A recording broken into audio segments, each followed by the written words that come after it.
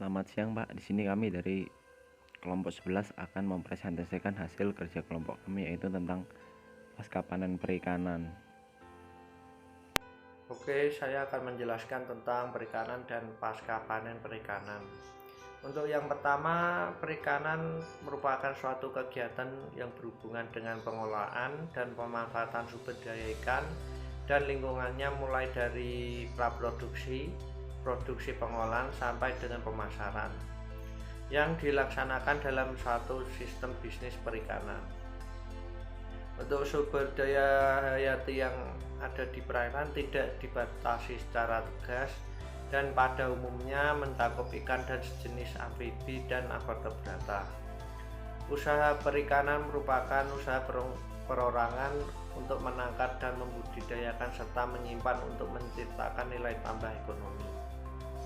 Yang kedua, pasca panen perikanan merupakan suatu kegiatan mengolah ikan baik berupa barang setengah jadi maupun sudah jadi, dengan tujuan pengolahan ikan, yaitu meningkatkan nilai ekonomi produksi hasil perikanan dengan sejenis produk olahan, yaitu produk jadi dan setengah jadi. Untuk penanganan ikan yang baru ditangkap harus dimulai segera, harus dengan perlakuan suhu rata-rata rendah dan memperhatikan kebersihan dan kesegaran hasil tangkapan. Selanjutnya adalah sistem bisnis perikanan. Sistem bisnis perikanan merupakan kegiatan manusia yang berhubungan dengan pengelolaan dan pemanfaatan sumber daya hayati perairan, yang mana ini nanti akan menghasilkan sebuah keuntungan dan juga profit. Nah, sistem bisnis perikanan ini dibagi menjadi 4 subsistem. Yang pertama itu ada sarana dan prasarana perikanan, yaitu fasilitas penunjang dan segala sesuatu yang menunjang bisnis perikanan. Ini dipenuhi agar produksi, pendapatan, penyerapan tenaga kerja, dan pertumbuhan wirausaha dapat berjalan dengan baik dan meningkat. Nah, selanjutnya itu yang kedua ada produksi perikanan. Ini mencakup semua hasil penangkapan atau budidaya perikanan yang ditangkap atau dipanen dari sumber perikanan alami maupun dari tempat pemeliharaan. Nah, baik yang diusahakan oleh perusahaan perikanan atau juga dari rumah tangga perikanan. Produksi perikanan tidak hanya untuk dijual, melainkan juga untuk dikonsumsi rumah tangga. Nah, yang ketiga itu ada penanganan dan pengolahan hasil perikanan, yang mana proses pengolahan hasil perikanan ini dilakukan untuk menambah nilai jual ikan. Misalnya seperti ikan yang diawetkan, terus ada ikan yang digoreng, nah terus juga ada yang dijadikan keripik seperti ikan wader, dan juga kalau yang baru-baru ini saya dengar ada ikan lele.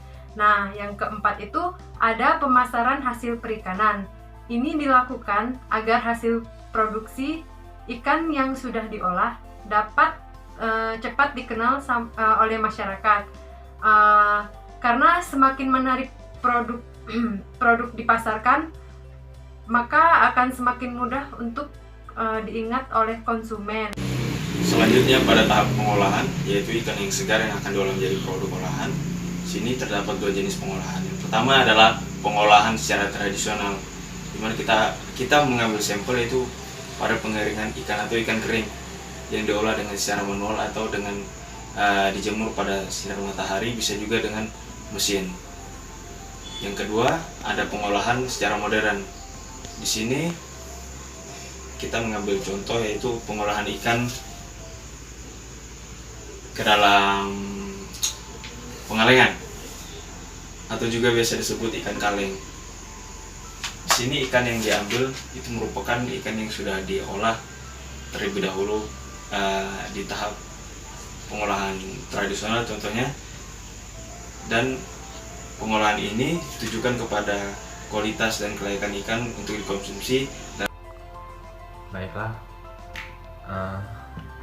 di sini saya akan menjelaskan bagian salah satu contoh pengolahan dalam sistem perikanan, yaitu pengolahan ikan tuna. Yang pertama itu kalau kita lihat di PPT, Yang pertama ada nelayan menangkap ikan lalu mengantarnya ke pabrik atau tempat pengolahan ikan tuna segar. Lalu yang pertama itu masuk bagian proses pendinginan agar ikan tetap segar. Dalam prosesnya yaitu kemudian pencucian untuk membersihkan kotoran-kotoran yang menempel pada ikan. Lalu ada penyortiran. Nah, penyortiran ini berguna untuk memisahkan ikan mana yang lolos untuk diproses lebih lanjut dan ikan yang tidak lolos proses uji. Lalu ada penimbangan. Penimbangan berguna untuk memisahkan ikan per bagiannya masing-masing berdasarkan berat badannya. Lalu ada penyortiran 2. Nah, penyortiran 2 ini ikan dipisahkan menurut jenis atau produk ikannya masing-masing. Lalu ada perlakuan CO2. Nah, perlakuan CO2 ini untuk menyuntik atau menyemprotkan gas karbon monoksida agar daging atau produk ikan tuna itu lebih kelihatan segar. Lalu ada pembekuan dan siap pengemasan. Nah, pada bagian penyortiran 2 biasanya ikan dibagi atau dikategorikan berdasarkan jenis ikan dan produk apa yang akan diproduksi. Di sini bisa kita lihat yaitu ada biasanya paling banyak digunakan dalam produksi itu ada 3 jenis ikan. Yang pertama itu ada yellowfin tuna, yang kedua ada big eye tuna, dan yang ketiga ada bluefin tuna. Nah, untuk bluefin tuna ini biasanya dipasarkan langsung bentuk utuh segar tanpa kepala, ekor, dan insang. Untuk saat ini biasanya bluefin juga sudah menembus pasar ekspor. Begitu juga dengan yellowfin dan big eye. Ada yang dipasarkan dalam bentuk tuna utuh segar tanpa kepala, ekor, dan insang. Lalu ada bentuk loin seperti ini. Lalu ada saku seperti ini. Ada steak juga. Lalu ada abon ikan tuna, nugget ikan tuna, dan bakso ikan tuna. Masing-masing produk disesuaikan dengan kebutuhan dan permintaan pembeli. Lalu semuanya itu masuk ke proses distribusi atau pemasaran.